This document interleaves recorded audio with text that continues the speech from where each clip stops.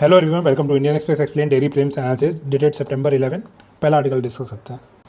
अब देखो, Polaris Dawn mission is the first mission by a non governmental body to do a space walk at around 700 kilometre. Basically मतलब ये है कि private body है पहली जो 700 किलोमीटर पे स्पेस वॉक कर रही है। अब स्पेस वॉक का मतलब क्या हुआ कि आप अपनी स्पेस क्राफ्ट से बाहर निकले, थोड़ा वॉक कर लिए, बाहर घूम लिए, तो उसको बोलते हैं स्पेस वॉक। ठीक, अब रॉकेट कौन सी यूज़ हो रही है? तो ये नासा की फैल्कन 9 रॉकेट यूज़ हो रही है इस मिशन के लिए। ठीक, अब ऊपर का जो कैप्सूल है इसको बोलते हैं ड्रैगन कैप्सूल। इसी के अंदर जो होते हैं हमारे एस्ट्रोनॉट्स रहेंगे।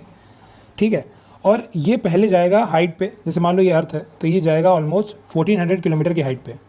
ठीक है, उसके बाद ये डिसेंड करेगा, जब ये 700 पे आ जाएगा तब स्पेस वॉक करेगा। ठीक है, और ये 1400 किलोमीटर तक पहुंचने वाला पहला क्रूड मिशन होगा। ठीक है, जो कि मून पे नहीं जा रहा है। मतलब मून पे तो हम ऑलरेडी लोगों को भेज चुके हैं ना, तो उसके अलावा कोई अगर क्रूड मिशन जो है जो सबसे ज़्यादा दूर तक गया है वो यही होगा।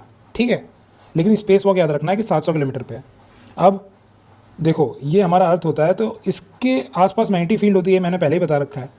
तो दो जोन बनते हैं इनके बीच में। ठीक है, जिसको बोलते हैं Van Allen radiation belts. Van Allen radiation belts,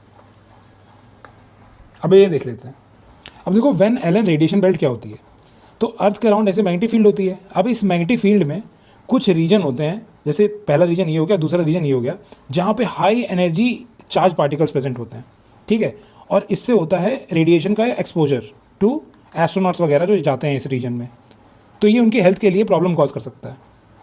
अब ये जो गैप दिख रहा है ना, ऐसा एक्चुअल में गैप नहीं होता है। बेसिकली ये ग्रेजुअली एक दूसरे में मर्ज हो जाते हैं, बट यहाँ पे जो इंटेंसिटी ज़्यादा है चार्ज पार्टिकल्स की, इसलिए दो अलग अलग रीजन में दिखाया जाता है। इसको इनर बेल्ट बुलाते हैं और जो बाहर वाली को इसको आउटर बेल्ट बुलाते हैं।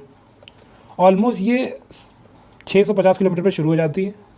ठीक है, इवन 30,000 किलोमीटर या 50,000 किलोमीटर तक भी जा सकते हैं। अब जो इनर बेल्ट होती है ये मोस्टली कंपोज होती है प्रोटॉन्स की, और जो आउटर बेल्ट होती है इसमें मोस्टली इलेक्ट्रॉन्स रहते हैं और प्रोटॉन्स भी प्रेजेंट रहते ही हैं। ठीक है, तो ये आते कहाँ से हैं? ये आते हैं सन की एक्टिविटी से, जो बाहर वाले पार्टिकल में। और यहाँ वाले जो इनर वाले हैं, ये अर्थ के एटम जो हैं वो जब कॉस्मिक रेज से टकराते हैं तब यहाँ पे हाई एनर्जी पार्टिकल्स बन जाते हैं। अब इन्हें समझना जरूरी क्यों है कि मान लो हमारी सैटेलाइट कोई इस रीजन से गुजर रही है, तो क्या होता है जब बहुत ज़्यादा रेडिएशन पड़ता है ना इन पे, या फिर बहुत ज़्यादा हाई एनर्जी पार्टिकल से कॉन्टैक्ट में आती हैं, तो यहाँ मैल फंक्शनिंग शुरू हो जाती है। तो उससे प्रोटेक्ट करने के लिए हमें इससे पढ़ना जरूरी है। दूसरा, ये हमें प्रोटेक्ट करता है, जो सोलर स्टॉर्म्स आते हैं उससे भी प्रोटेक्ट करता है अर्थ को। ठीक है, इसलिए इसे पढ़ना ज़रूरी है। ऑल्सो इक्वेटर रीजन में जो हमारा वैन एलन रेडिएशन बेल्ट है ये मैक्सिमम प्रेजेंट होता है। ठीक है, और पोल्स पे जाते जाते देखो ख़त्म होता जा रहा है। तो हमारा पोलरिस डॉन मिशन जो है ये inner belt of Van radiation belt में ही रह जाएगा, और इसी में ये एक्सपेरिमेंट्स करेगा ताकि पता चल सके कि रेडिएशन का असर क्या पड़ता है हमारे बॉडी पे।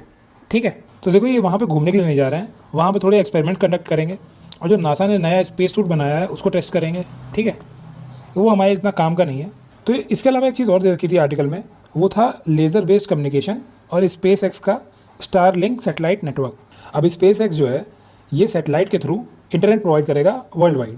ठीक, तो ये क्या करेगा, अर्थ को ऐसे सैटेलाइट से घेर दिया ढेर सारी।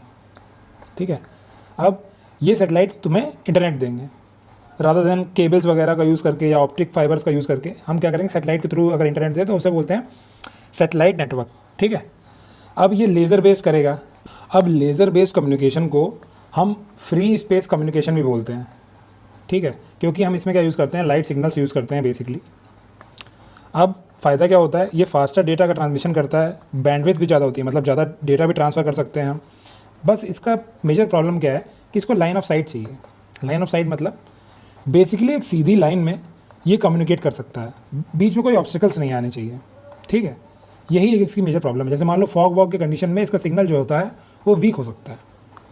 ठीक है, इसके अलावा और कुछ नहीं है आर्टिकल में। हाँ, और स्पेस वॉक को एक्स्ट्रा वेहिकुलर एक्टिविटी भी बोलते हैं।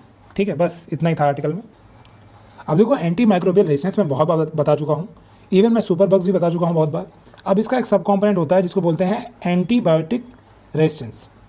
तो जैसे मान लो ये अगर हमारा AMR है तो इसके अंदर आता है हमारा एंटीबायोटिक रेजिस्टेंस। बेसिकली अगर मान लो हमारी बॉडी के अंदर कोई बैक्टीरिया है जो कि अभी इम्यून हो गया है फ्रॉम ड्रग्स जो कि उसे किल करने के लिए यूज़ होते हैं, जो कि जिनको हम बुलाते हैं एंटीबायोटिक, तो हमारी बॉडी क्या डेवलप कर चुकी है, एंटीबायोटिक रेजिस्टेंस। अब यही अगर कई माइक्रोब्स के अगेंस्ट हो जाए तो उसे बोलते हैं एंटी माइक्रोबियल रेजिस्टेंस। अब माइक्रोब्स में क्या हो सकता है, फंगाई हो सकता है, वायरसेस हो सकते हैं, ठीक है, इसके अलावा भी बहुत सी चीज़ें हो सकती हैं। अब ये आर्टिकल जो है प्रीलिम्स के पर्सपेक्टिव से काम का नहीं है, बट मेंस के लिए बहुत अच्छा आर्टिकल है, ठीक है, क्योंकि AMR के लिए तुम्हें नोट्स बनाने ही पड़ेंगे GS3 में, एक ही बार बना लो वो ज़्यादा अच्छा है। जैसे इसमें ये दे रखा है कि हमें क्या करना चाहिए, इंडिविजुअल्स को क्या करना चाहिए, डॉक्टर्स को क्या करना चाहिए, डायग्नोस्टिक्स में हमें क्या करना चाहिए, ठीक है, इवन फार्मा कंपनीज को क्या करना चाहिए। क्यों? क्योंकि फार्मा कंपनी जो होती हैं ये एंटीबायोटिक पॉल्यूशन बहुत कॉज करती हैं। कैसे?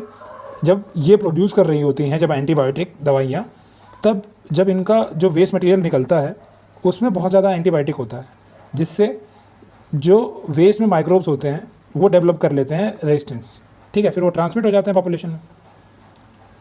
उसके बाद क्या लिखा हुआ है कि क्या करना चाहिए, तो वे फॉरवर्ड में जो तुम्हारा आंसर आएगा वो ये होगा कि प्रिवेंशन कैसे करना है, एजुकेशन कैसे देनी है डॉक्टर्स को कि वो ब्रॉड स्पेक्ट्रम दवाइयाँ ना दें। ब्रॉड स्पेक्ट्रम मतलब जो against a variety of microbes, ठीक है। अब मान लो मुझे सिर्फ एक बैक्टीरिया की वजह से दिक्कत हो रही है, अब डॉक्टर ने क्या कर दिया, मल्टी बैक्टीरिया किल करने वाला ड्रग दे दिया, ब्रॉड स्पेक्ट्रम। तो जो बैक्टीरिया हमारे अंदर नेचुरली अकर करते हैं उन्होंने भी रेजिस्टेंस डेवलप कर दिया। अब मान लो मुझे दूसरे बैक्टीरिया से बाद में दिक्कत हो गई, और अगर तब तक मेरी बॉडी ने जो दूसरे बैक्टीरिया के अगेंस्ट एंटीबायोटिक रेजिस्टेंस डेवलप कर लिया है, तब तो ड्रग भी काम नहीं करेगा, ठीक है। उसके अलावा स्टडीज़ कंडक्ट करनी चाहिए कि क्या पाथवेज है जिससे ये फैल रहे हैं, ठीक है। तो ये तुम्हें अच्छा आर्टिकल है मेंस के लिए, ठीक है। अब मान लो तुम्हारे पास सब्सक्रिप्शन नहीं है इसका, तो बस टेलीग्राम पे एक्सप्लेन सेक्शन में अलग से डाल देता हूँ एक पेज का, ठीक है, तो वो वहाँ से देख सकते हो PDF में।